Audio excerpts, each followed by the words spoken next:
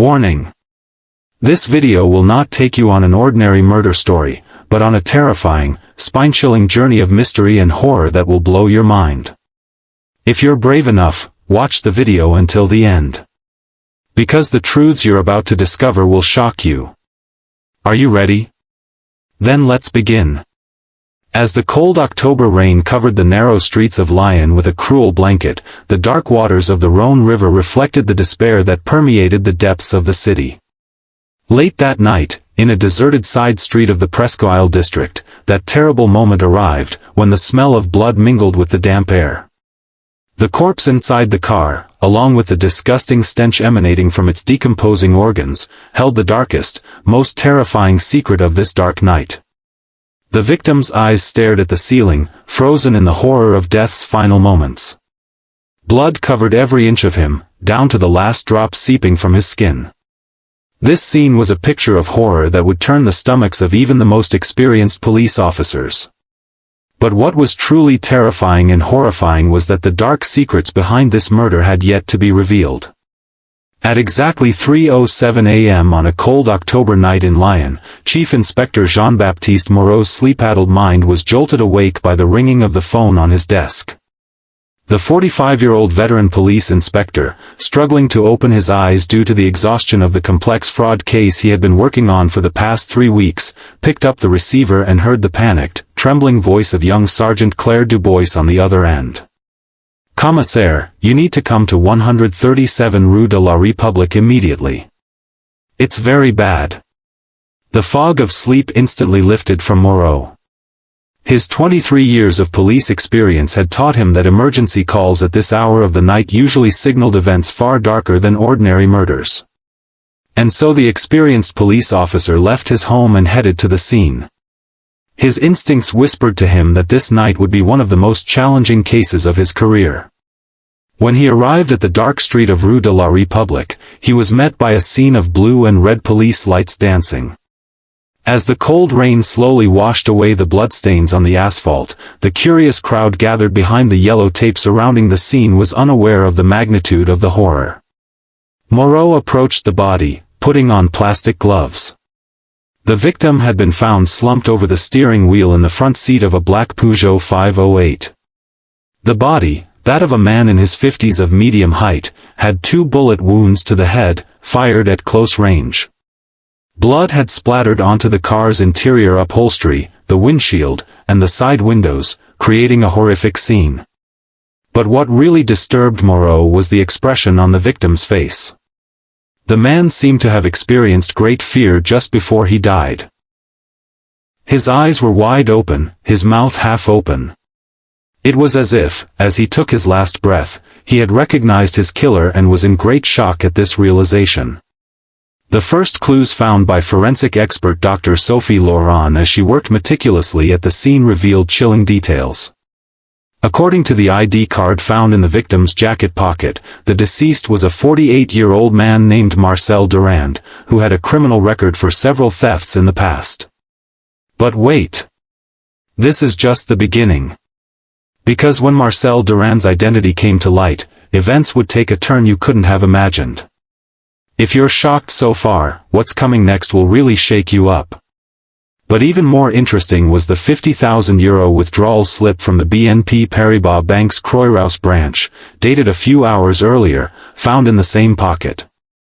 Moreau noted this detail, while Lieutenant Thomas Beaumont's additional information heightened the seriousness of the case.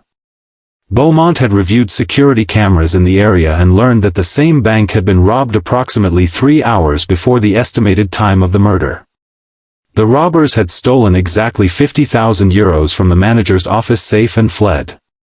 Hold on a minute. This can't be a coincidence. What if I told you that there's a much bigger conspiracy behind this bank robbery?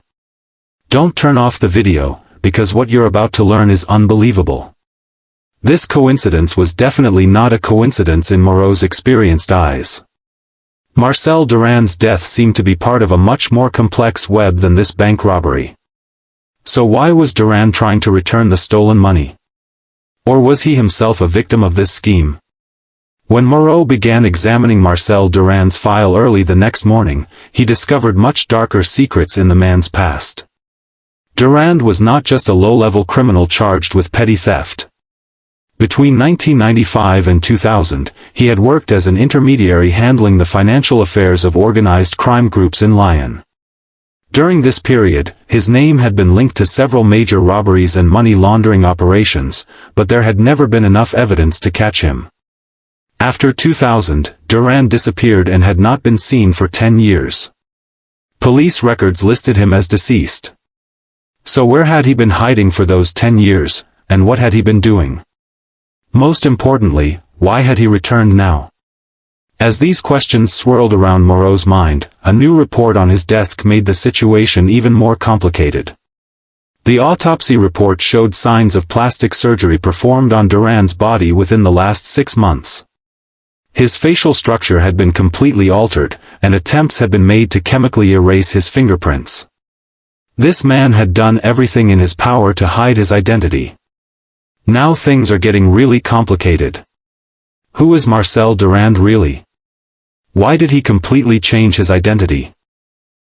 The answers to these questions are so shocking that you won't be able to take your eyes off the video. An investigation into the BNP Paribas Croix-Rousse branch shed more light on the scale of the incident. Bank manager Pierre Rousseau told police that 3 masked individuals had arrived during the robbery and forced him to open the safe at gunpoint. But the most intriguing detail was that one of the robbers bore a striking physical resemblance to Durand. When the security camera footage was examined, the real horror emerged. During the robbery, the masked person who opened the safe had his profile caught on camera for a few seconds while adjusting his mask. This profile was reminiscent of Marcel Durand's old appearance before plastic surgery. With this discovery, Moreau realized a terrible truth: Marcel Durand had carried out his own robbery plan. But then why had he been killed? Had he quarreled with his accomplices, or was it part of a larger plan? As Moreau returned home in the evening, the questions in his mind multiplied. The Marcel Durand case had evolved from a routine robbery murder into a much deeper and darker conspiracy theory. This man's 10 years of disappearance, plastic surgery, bank robbery, and finally his brutal murder. How were all these connected? As he parked in front of his apartment building, he noticed a black car following him in his rearview mirror. The vehicle disappeared as soon as the lights went out. Moreau's experienced police instincts told him that this case was only the beginning. Marcel Durand's death was just the first snowball effect of something much bigger. When Moreau arrived at his office the next morning, a pile of files waiting on his desk greeted him. Information received throughout the night from Interpol and National Archives was piecing together Marcel Durand's missing decade. This information revealed that the case was much larger than initially thought.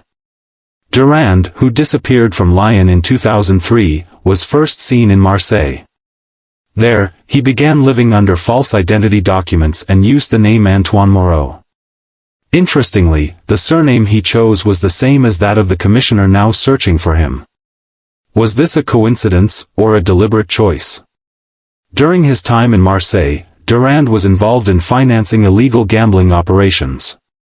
The organization he worked for was a criminal group known as Les Corbeaux, the Crows, which was involved in drug trafficking and money laundering across Europe.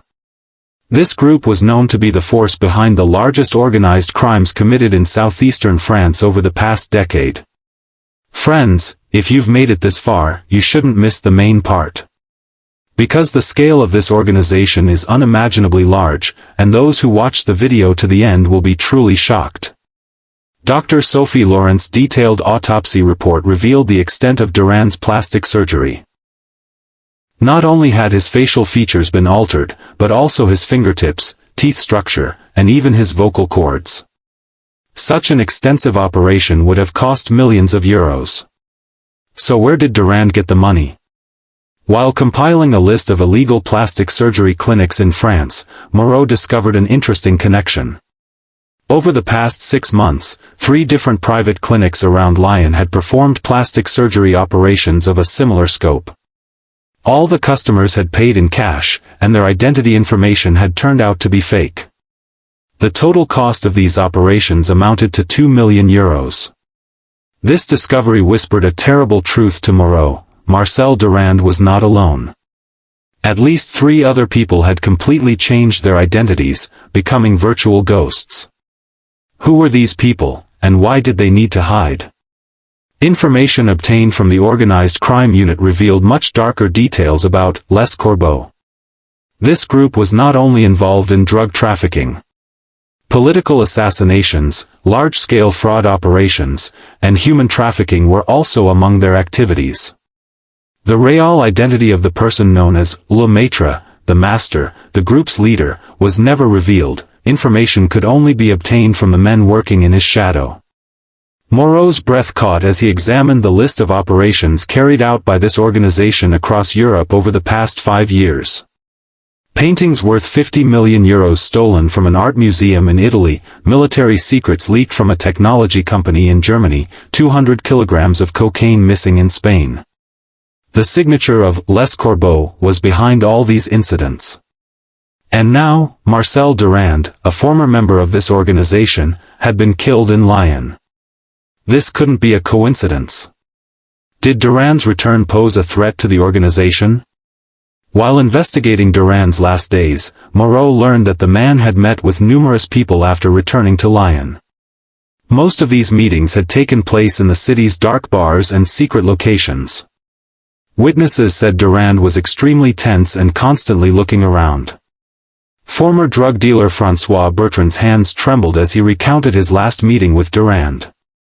Durand had told him about a major operation, saying he would take revenge on his old friends. He also mentioned a black bag he always carried with him. This bag was nowhere to be found after his death. Bar owner Marie Lefebvre recounted the horrific scene she witnessed at her bar on Durand's last night. When Durand arrived at the bar, he realized he was being followed by 3 people and tried to escape through the back door. The 3 pursuers were masked and armed. Marie was certain these 3 were the same people involved in the bank robbery. Moreau searched Durand's last known locations one by one to find out what was in this black bag. The man had been staying at the Hotel du Nord for the 2 weeks prior to his death. The hotel manager said that Durand always carried this bag with him, never leaving it behind, even when he took a shower. The hotel's security camera footage showed Durand leaving the hotel with the bag on his last night. But the bag was not in the car where his body was found. This suggested that the killer's real goal was to get hold of the bag. What was inside the bag? Perhaps information about the Les Corbeaux organization, perhaps evidence, perhaps files that would reveal the identities of other members of the organization. This bag could have been the reason for Durand's death. Returning home late at night, Moreau noticed that the feeling of being followed, which he had been experiencing for the past few days, had intensified. This time, it wasn't just one vehicle, but at least 3 different vehicles were following him. As he arrived in front of his house and got out of his car, he noticed a black van waiting across the street. When the silhouettes inside the van looked at him, Moreau's blood ran cold. Rushing into his apartment building, Moreau looked out the window and saw that the van was still there. The people inside were looking at the building. It was a clear threat. By looking so closely at the Marcel Durand case, he had put himself and his family in danger. Unable to sleep all night, Moreau looked out the window at the first light of dawn and saw that the van was gone. But on the sidewalk, right in front of his apartment building, a single crow feather had been left behind. The mark of Les Corbeaux. The message was clear: "We are watching you." When Moreau arrived at his office on the morning of the 3rd day, the emergency report waiting on his desk froze him in his tracks. During the night, 2 more bodies had been found in another district of Lyon.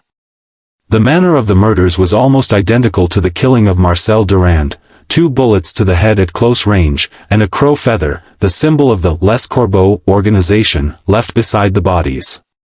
The identities of the victims increased the horror of the case exponentially. The first victim was 52-year-old Henri Moreau. The similarity in name to the commissaire was again striking, a former art museum security guard, and the second was 47-year-old Sylvie Durand, a former bank employee.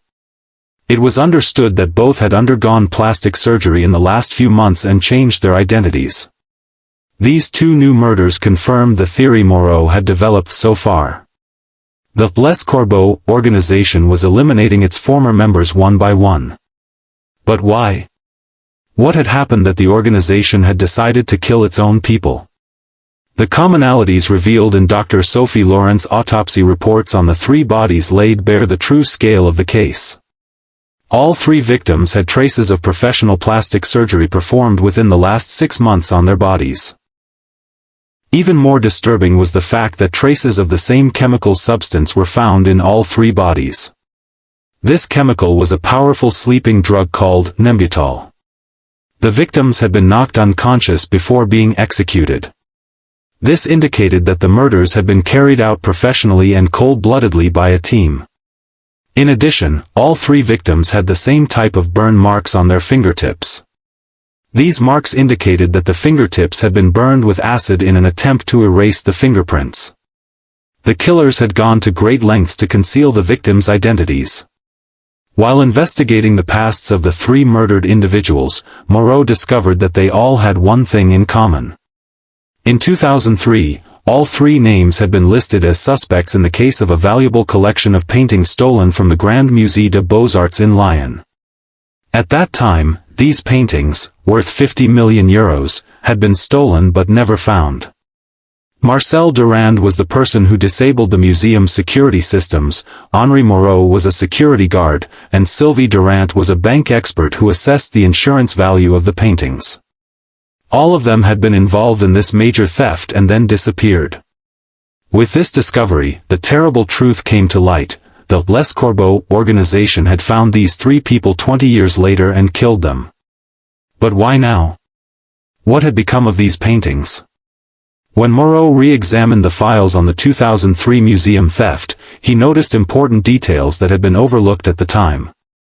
Among the stolen paintings were not only valuable works of art, but also secret documents from the Nazi era.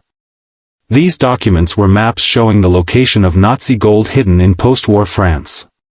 The value of the gold on these maps amounted to €500 million at today's prices.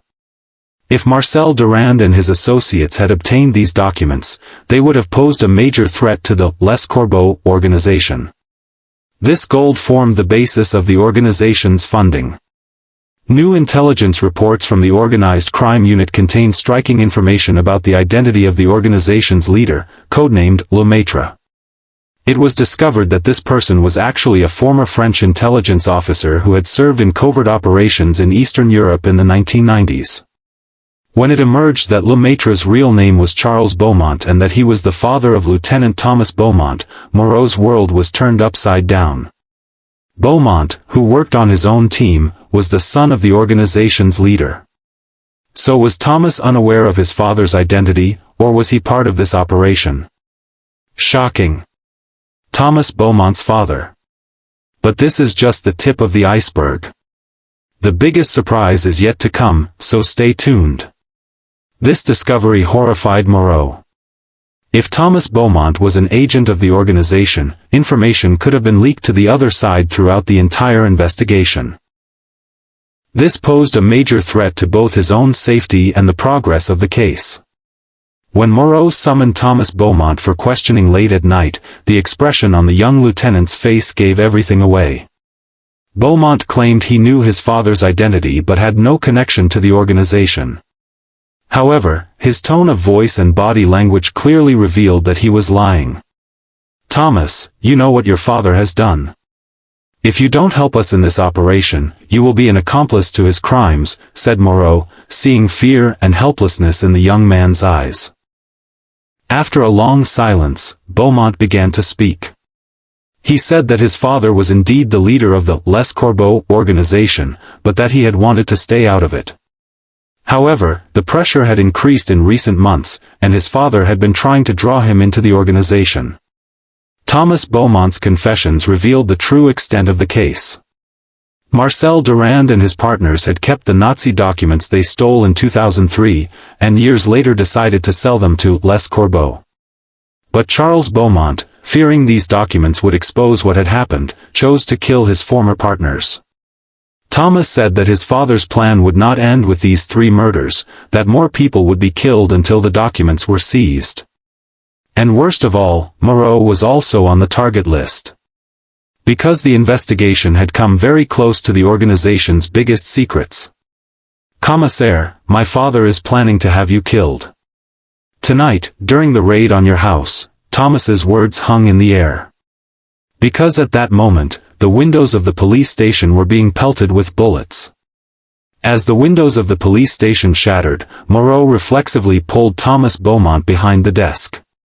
The sound of automatic weapons fire from outside indicated that the building was surrounded.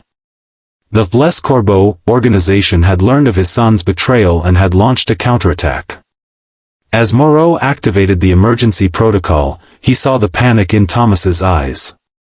The young man understood that his father was prepared to kill him too. "They'll kill you too, commissaire, along with me. I'm a threat to my father now," Thomas whispered, his voice trembling. As the station security system sounded the alarm, Moreau called for help on his radio. But there was no response. The communication systems had been jammed. This attack was a military-grade operation. Les Corbeaux was not just a criminal organization, but a professional team of former intelligence agents. When the building's lights went out, Moreau and Thomas were left in the dark. The few seconds until the emergency generator kicked in felt like an eternity.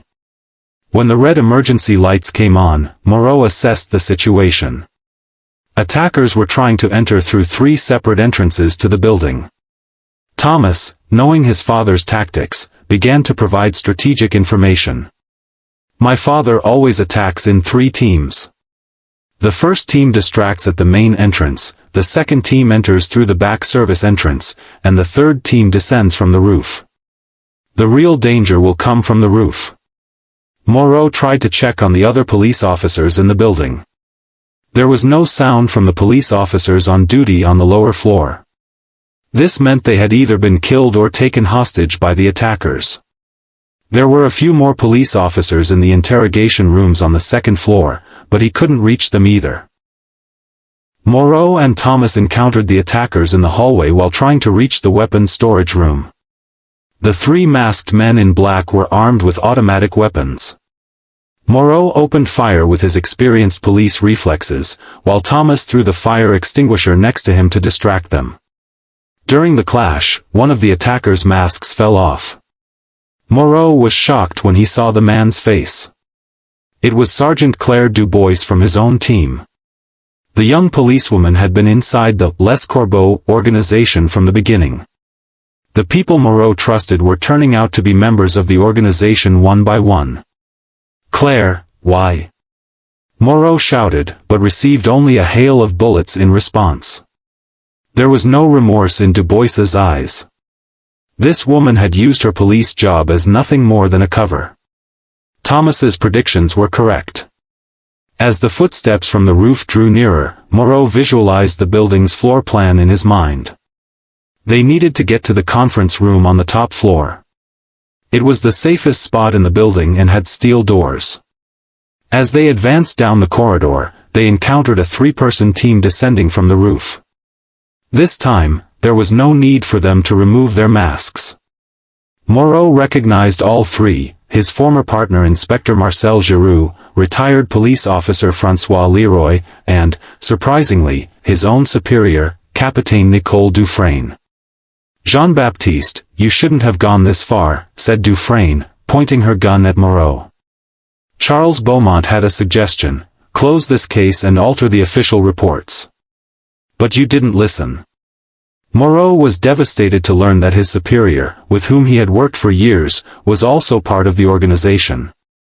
It was now clear how deeply they had infiltrated the police force. Les Corbeaux was not just a street gang, but an octopus that had burrowed its way into the state itself. Moreau and Thomas, who had taken refuge in the conference room, had a chance to catch their breath when they locked the steel doors. But this would only be a temporary relief.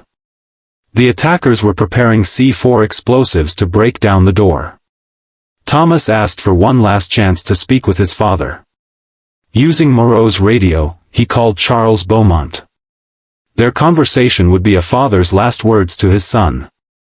"Papa, why? Why are you killing so many people?" Thomas asked, his voice breaking. Charles Beaumont's answer revealed the organization's true purpose. "Son, this war began in 1945. The Nazi gold was just the beginning. If you've come this far but are thinking of stopping the video halfway, you're making a big mistake. Because the story of the Nazi gold and its fate today is incredible, now we have Europe's secret files. Even governments fear us.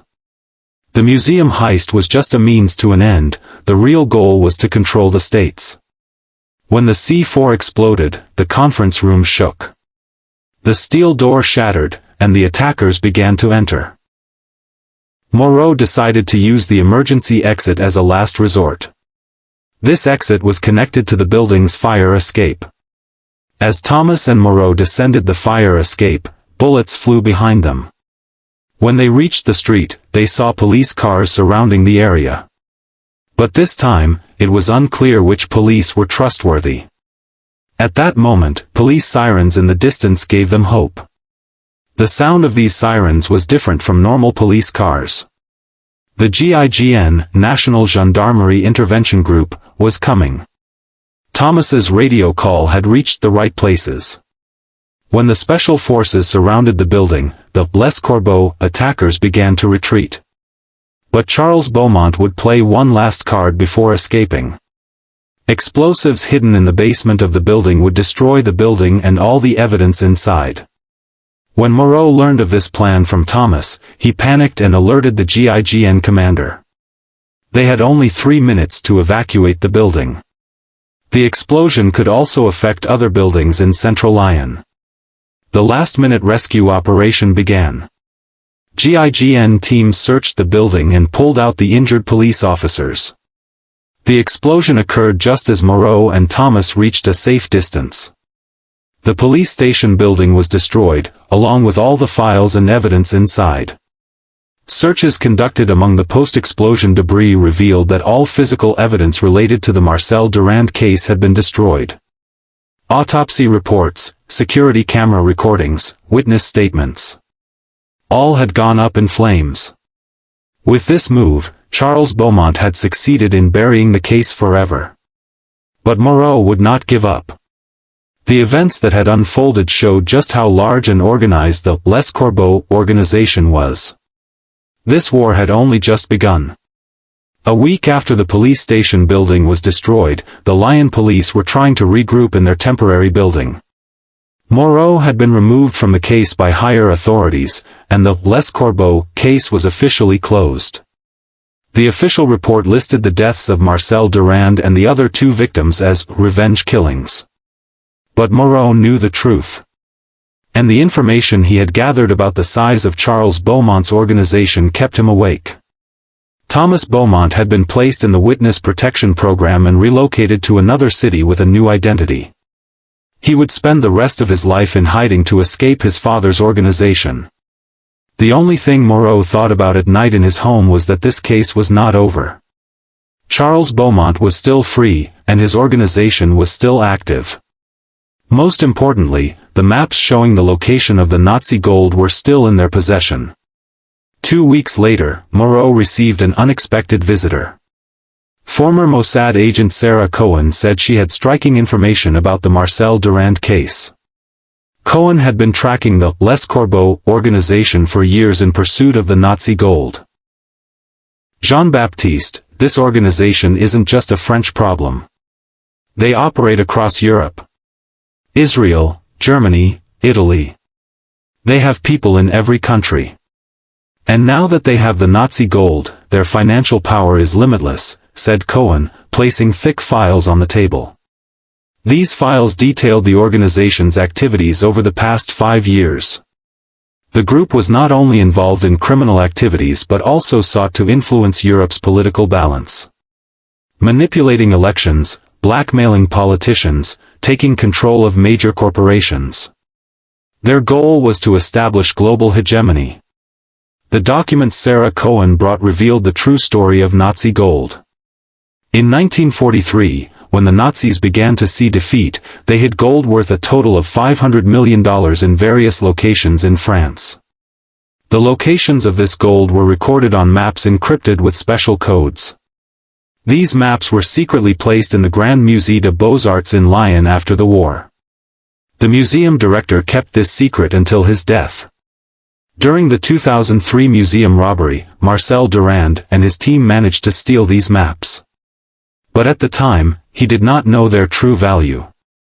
Years later, learning that the maps showed Nazi gold, Durand decided to sell this information to Les Corbeaux. But Charles Beaumont, not wanting this secret shared with others, killed his former partners. Sarah Cohen gave Moreau another piece of highly confidential information. Mossad had managed to obtain copies of the maps. According to these copies, most of the gold was still hidden in its hiding places. Charles Beaumont had just begun searching for this gold. Jean-Baptiste, if Beaumont gets his hands on all the gold, Les Corbeaux will become the most powerful organization in the world. We must work together to prevent this, said Cohen, determination in his eyes. This collaboration was both an opportunity and a huge risk for Moreau. Working with Mossad could be considered treason against the French government. But there was no other way to stop Les Corbeaux. Moreau and Sarah Cohen began to identify the locations where Charles Beaumont was searching for the gold. The first location indicated on the maps was an old castle outside Lyon. Château de Rivary had been used as a headquarters for Nazi commanders during the war. The midnight raid on the castle revealed horrific scenes. The castle's cellars had been dug up, and old Nazi bunkers had been opened. But there was no sign of the gold. Charles Beaumont had beaten them to it and had already removed the gold. The only thing they found in the basement were the remains of 3 bodies. These bodies belonged to workers who had been employed to remove the gold.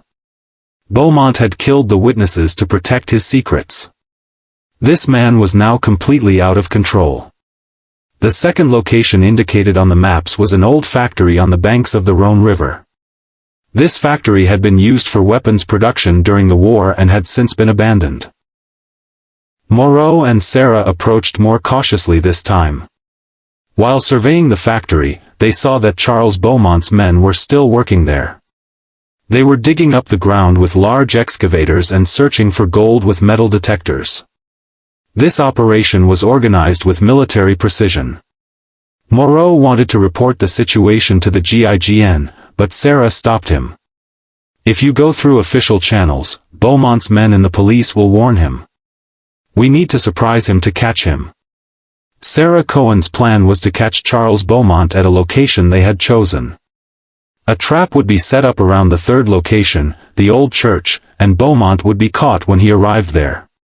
For this plan, they needed Thomas Beaumont's help. The young man in the protection program would send him a message informing him of the church's location, pretending to call his father one last time. Thomas was initially reluctant. He didn't think it was right to go this far against his father. But the photos of the bodies Sarah showed him proved that Charles Beaumont had completely lost his humanity. The old Sainte Marie Church was a ruined Gothic structure outside Lyon. It had been bombed during the war and left unrestored. With its dark corridors, broken stained glass windows, and collapsed ceiling, it was like a scene from a horror movie. Moreau and Sarah examined every corner as they prepared the church for the trap. In the crypt beneath the ground, there really was a Nazi hideout. The concrete walls were still standing. Gold prospecting equipment was also hidden here. As midnight approached, the sound of vehicles could be heard around the church. Charles Beaumont was coming with a large team. 3 vehicles, 12 men with automatic weapons. This would be the final battle.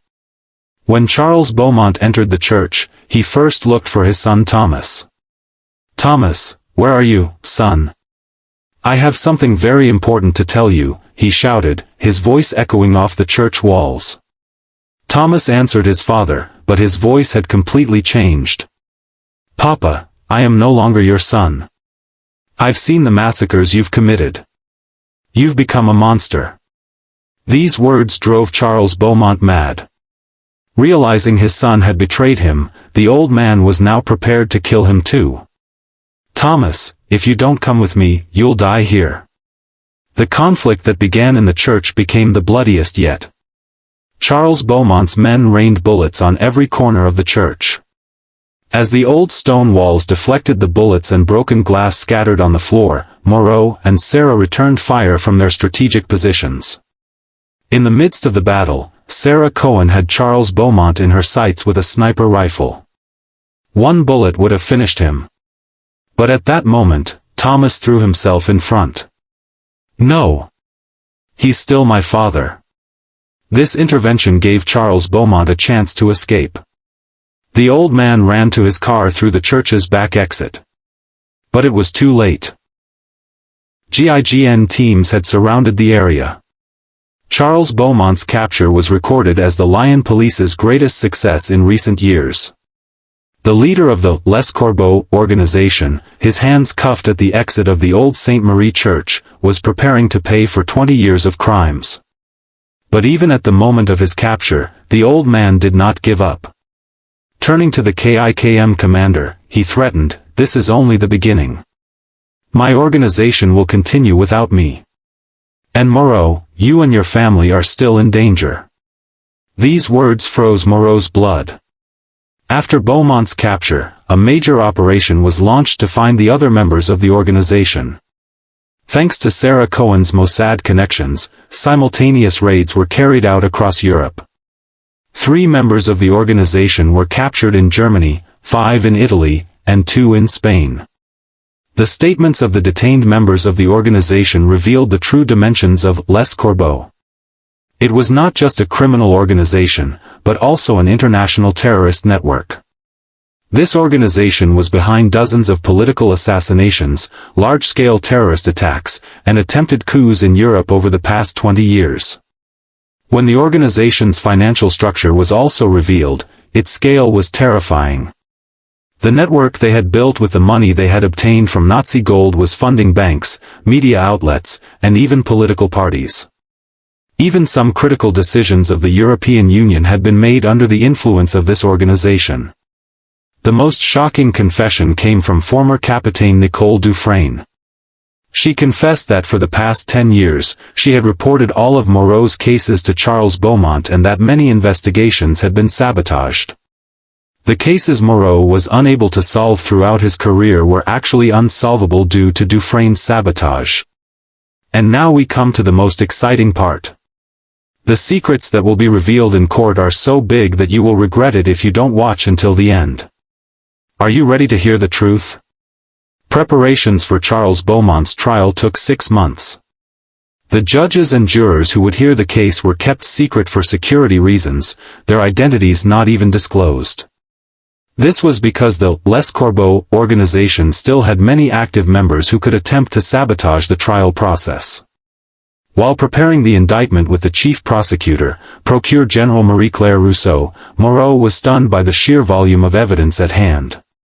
847 separate criminal cases, 156 murders committed in 12 countries, billions of euros in financial crimes. This trial would be the biggest in European judicial history. But the most difficult part was the issue of Nazi gold. Technically, this gold was part of the reparations that post-war Germany would pay to Israel. The Israeli government, which wanted the gold returned, was in a diplomatic crisis with France. The selection of the jury before the trial was a much more complex process than usual. The background, family connections, and financial situation of each jury candidate were examined individually. This was because Charles Beaumont's organization could have tried to manipulate the jury members with bribes or blackmail to influence the trial. The 12 selected jurors would be kept under special security during the trial, and their communication with their families would be restricted. These measures were unprecedented in the history of the French judiciary. One of the jurors, retired teacher Claude Martin, began receiving threatening letters after being selected. The letters stated that if he did not make the right decision, bad things could happen to his family. This situation demonstrated how risky the case was. Media interest in the Charles Beaumont case generated the most intense media coverage in France in recent years. Not only local media, but international news agencies, documentary crews, and even Hollywood producers flocked to Lyon to report on the case.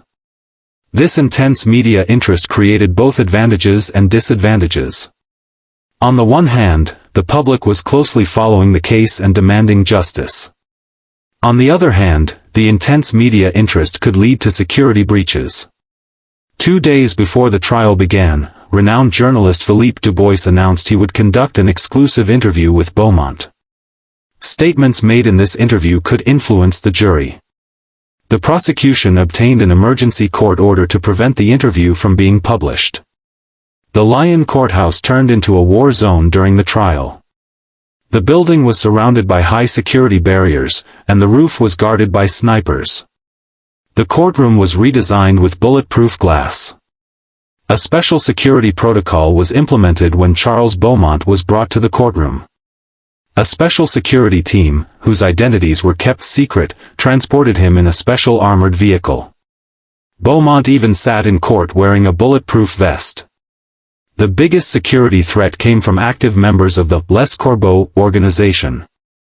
Intelligence reports indicated that the organization was planning to attack the courtroom to rescue Beaumont or prevent him from speaking. On the first day of the trial, hundreds of journalists and onlookers gathered in front of the Lyon courthouse. Presiding Judge Alain Moreau, no relation to the commissioner, made a historic speech as he opened the case. This trial is not just about the prosecution of a few criminals. It is about Europe confronting its dark past, seeking accountability for injustices, and fighting to leave a clean legacy for future generations. Charles Beaumont appeared calm as he entered the courtroom. But the coldness in his eyes showed he still felt no remorse. The 72-year-old man continued his defiant attitude, even though he knew he could spend the rest of his life in prison. When Chief Prosecutor Marie-Claire Rousseau began reading the indictment, the courtroom fell silent. The 400-page indictment listed the crimes committed by Charles Beaumont and the Les Corbeaux organization over the past 20 years. The defendant, Charles Beaumont, has been charged with founding a terrorist organization, membership in an organization, incitement to commit multiple murders, crimes against state security, money laundering, armed robbery, human trafficking. The list of crimes seemed endless. The most serious charge was responsibility for the 2000 bombings in Paris. 15 innocent civilians were killed and 54 people were injured in this attack. Beaumont's organization managed to pin the attack on Arab terrorists, and the real perpetrators were never found.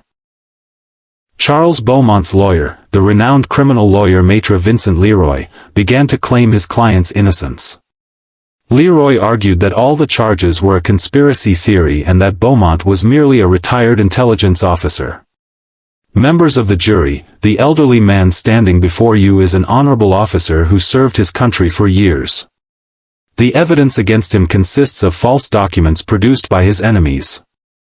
The organization called Les Corbeaux is also a fabrication. Leroy began his defense. But this defense was not found credible by the audience in the courtroom. Because the evidence, photos, audio recordings, and confessions of the organization's members were so clear that it was impossible to deny. Charles Beaumont did not even agree with his lawyer's defense. When he stood up, he looked at the jury with cold eyes and began to speak. "I do not deny my crimes. I did everything I did to make Europe a safer place. You are too blind to understand this." The most dramatic moments of the trial occurred during the witness testimonies. The first witness was Police Sergeant Marie Leclerc, who found Marcel Durand's body. Leclerc broke down in tears as she described the horrific scene she witnessed that night. "When I saw the state of the body in the car, I realized I had never encountered anything like it in my entire police career. It wasn't just a bullet wound, it was as if the victim had been horribly tortured before dying," Leclerc said, her voice trembling. Thomas Beaumont's testimony plunged the courtroom into silence. The young man had to pause when his voice cracked as he described his father's crimes. "My father told me the organization served justice. But all I saw was the slaughter of innocent people. "He was no longer the father I knew, he had become a monster," said Thomas, avoiding looking at his father. The most shocking testimony came from 86-year-old Holocaust survivor Rachel Goldstein. Goldstein witnessed her family being murdered by Nazi soldiers during the war and was herself held in a concentration camp. "These gold bars are the price paid for the deaths of millions of Jews, including my family. This man used that gold for his own gain. Each bar is the tears of an innocent soul who lost their life," Goldstein said, wailing in the courtroom. Charles Beaumont showed discomfort for the first time during this testimony. He shifted in his seat and averted his eyes. Perhaps this was the only moment he felt remorse. Sarah Cohen's testimony was given under the condition of anonymity. Using a voice-altering device, Cohen provided information about the international connections of the Les Corbeaux organization.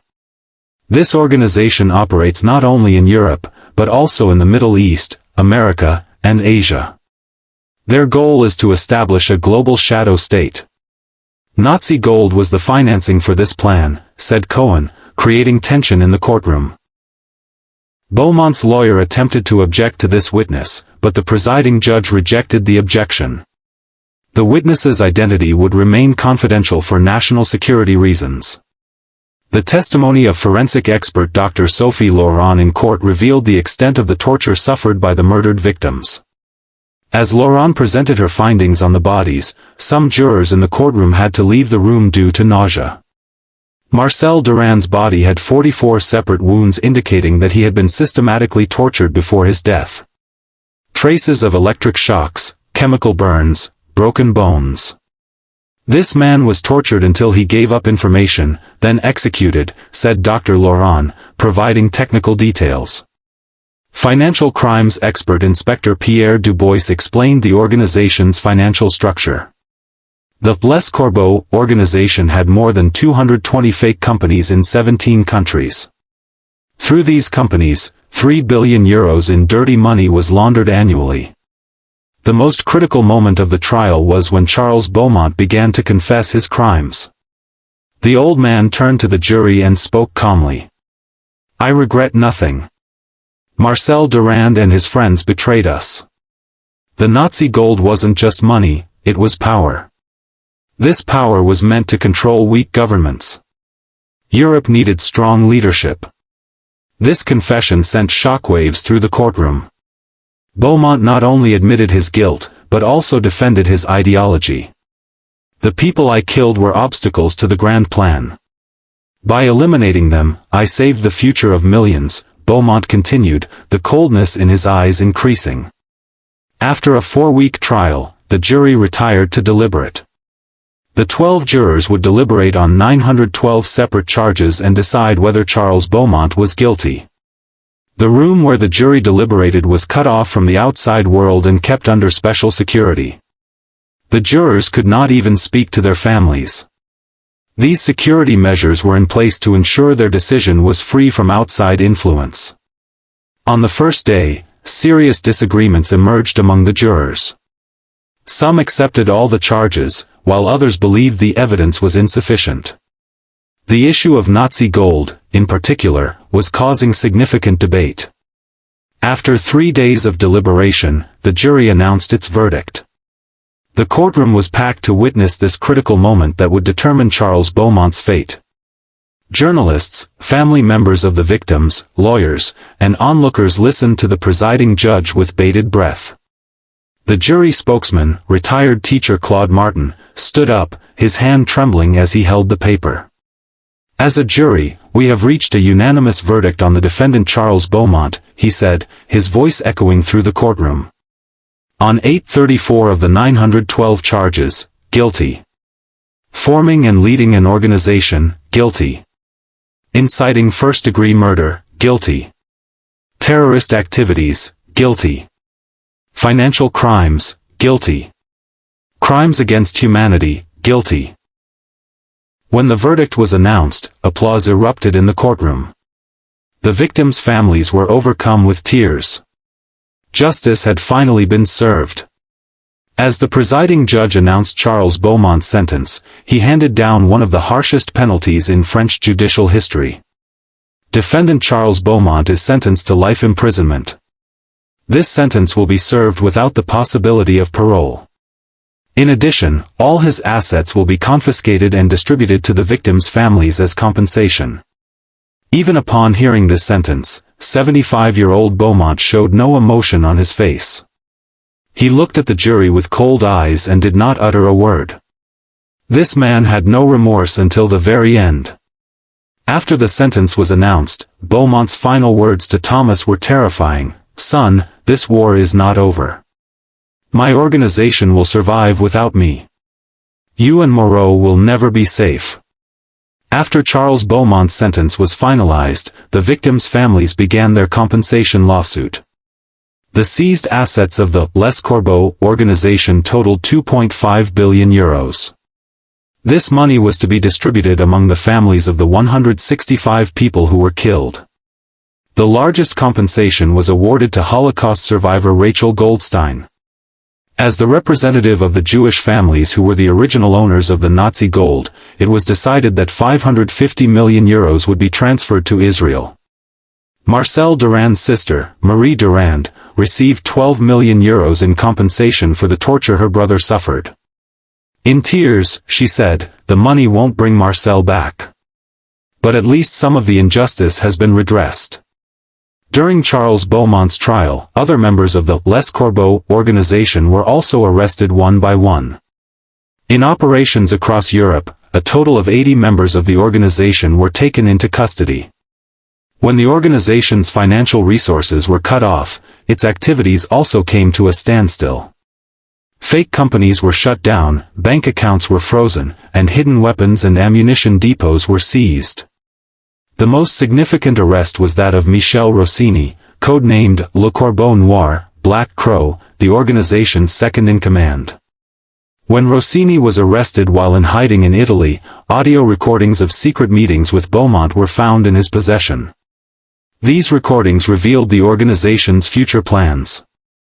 The recordings found with Rossini revealed that the Les Corbeaux organization was planning operations not only in Europe but worldwide. Political assassinations in America, drug trafficking in Asia, arms dealing in Africa. The organization's targets were global in scope. The most shocking plan was Operation Eagle, designed to bring about the collapse of the European Union in 2026. Under this operation, key EU leaders would be assassinated, creating massive chaos in Europe. The revelation of these plans put EU security units on high alert. Security measures were increased across Europe, and political leaders were placed under special protection. Following the successful conclusion of the case, Principal Commissioner Jean-Baptiste Moreau was awarded the Légion d'honneur, France's highest honor. The medal ceremony was held at the Élysée Palace. The president said as he presented the medal, "Commissaire Moreau did not just solve a case, he dismantled the largest organization threatening Europe's security. This achievement is the pride of all the French people."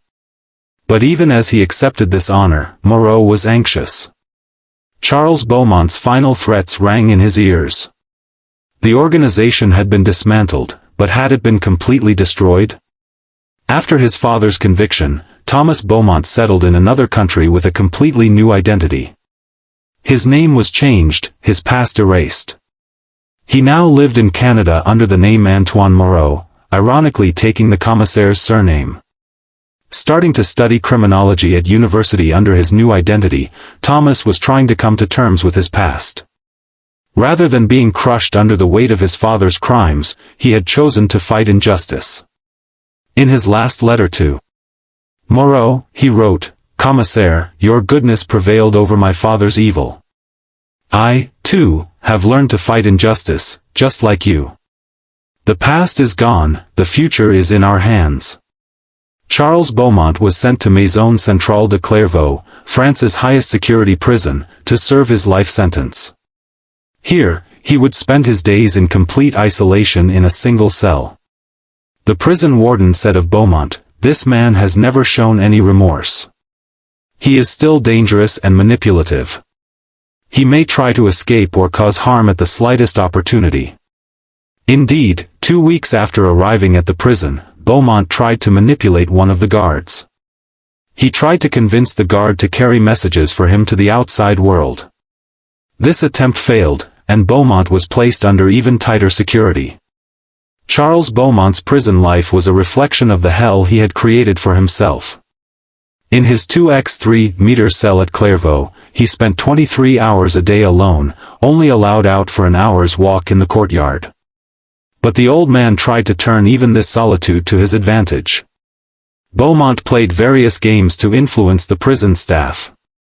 Sometimes he pretended to be sick, sometimes he acted remorseful, and sometimes he appeared crazy. His goal was to loosen security measures and create an opportunity to escape. After evaluating Beaumont, prison psychiatrist Dr. Françoise Lamont wrote, "The patient exhibits a classic sociopath profile. Lack of empathy, manipulative behavior, no remorse for his crimes. He poses a constant threat to society." The Charles Beaumont case resonated not only in France but worldwide. Netflix, Amazon Prime, and other streaming platforms raced to produce documentaries and series about the Les Corbeaux organization. Hollywood Scripts sought to turn Moreau's life story into a feature film. But Moreau rejected all these offers. "This tragedy is not entertainment material," he told reporters. "We must not forget the people who died and the families who suffered." Among the books written about the case, the best-selling one was journalist Marie Dubois's, In the Shadow of the Crow, Europe's Darkest Secret. The book detailed the entire process, from the organization's founding to its dismantling. A year had passed since Charles Beaumont went to prison when intelligence reports reaching the Lyon police were alarming.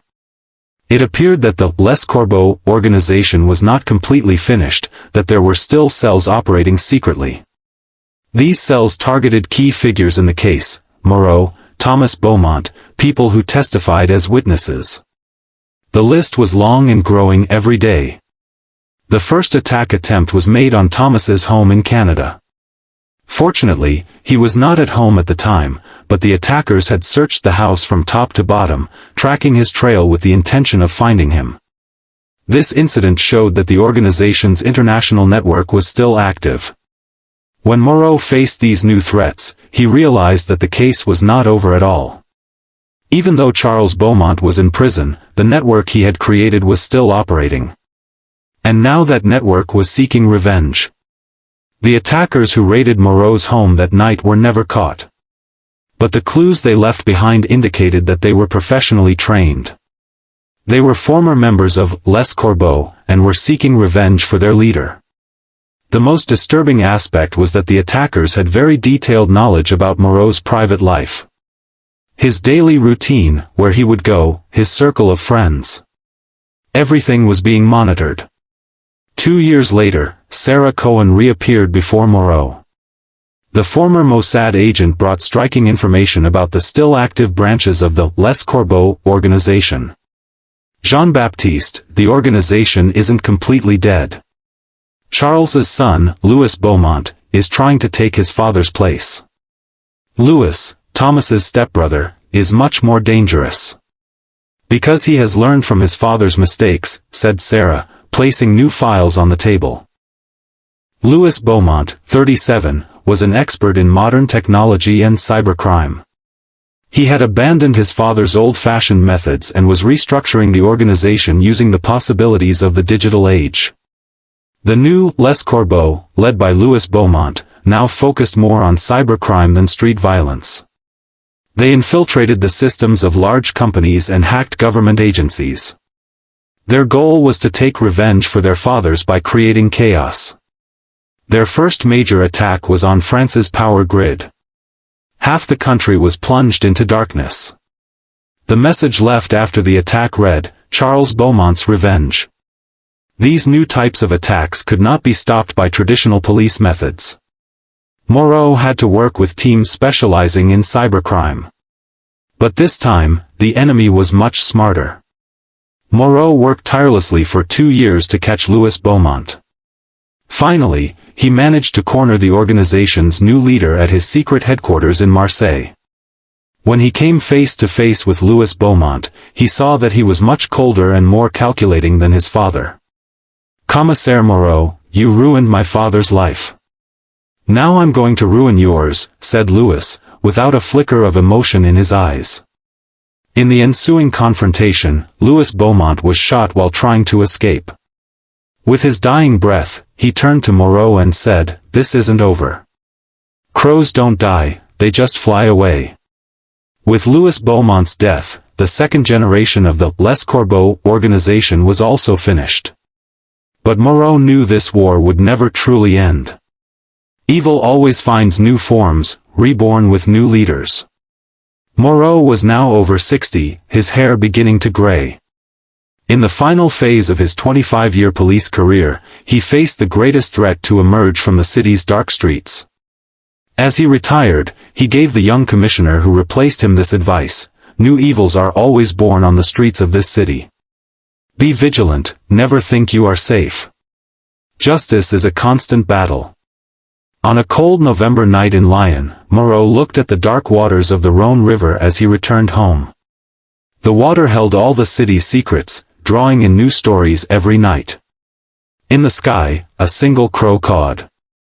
Moreau looked up. The crow circled above him and disappeared into the darkness of the night. This cry was perhaps not an end, but a harbinger of a new beginning. Because evil, like crows, never truly disappears. It simply waits, for a new opportunity, for a new darkness. And in the dark streets of Lyon, the guardians of justice would always be on alert. This story, which began with the death of Marcel Durand, had ended, but new stories were born every night. The battle between justice and evil would continue forever. This event shows us once again that no crime remains hidden. To make sure you don't miss out on more mysterious and terrifying true stories like this, please subscribe to our channel, like our video, and leave a comment. If you want to watch more mysterious and terrifying events, see you in our next videos.